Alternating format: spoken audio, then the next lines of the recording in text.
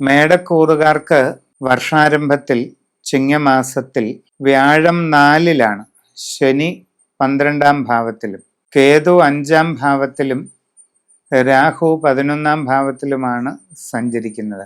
ഗുണങ്ങളും ദോഷങ്ങളും ഇടകലർന്നിട്ടുള്ള സ്ഥിതി എന്ന് പറയാം. മനസ്സിൽ ഉദ്ദേശിക്കുന്ന കാര്യങ്ങളിൽ കുറെയൊക്കെ നടക്കും. സാമ്പത്തികമായ പുരോഗതി കൈവരിക്കാനായിട്ട് കുറച്ച് അവസരങ്ങൾ ഉണ്ടാകും. നിങ്ങളുടെ തൊഴിൽ രംഗത്ത് അനുകൂലമായ മാറ്റങ്ങൾക്ക് സാധ്യതയുണ്ട്.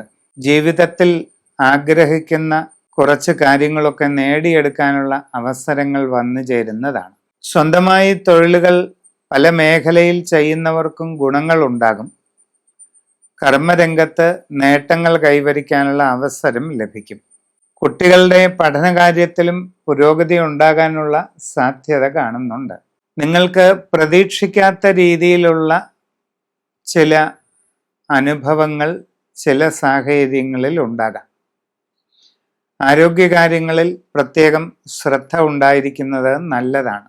ഗൃഹനിർമ്മാണവും മറ്റും നടത്തുന്നവർ പാഴ്ചെലവുകൾ ഒഴിവാക്കാൻ പ്രത്യേകം ശ്രദ്ധിക്കേണ്ടതായിട്ട് കാണുന്നുണ്ട്.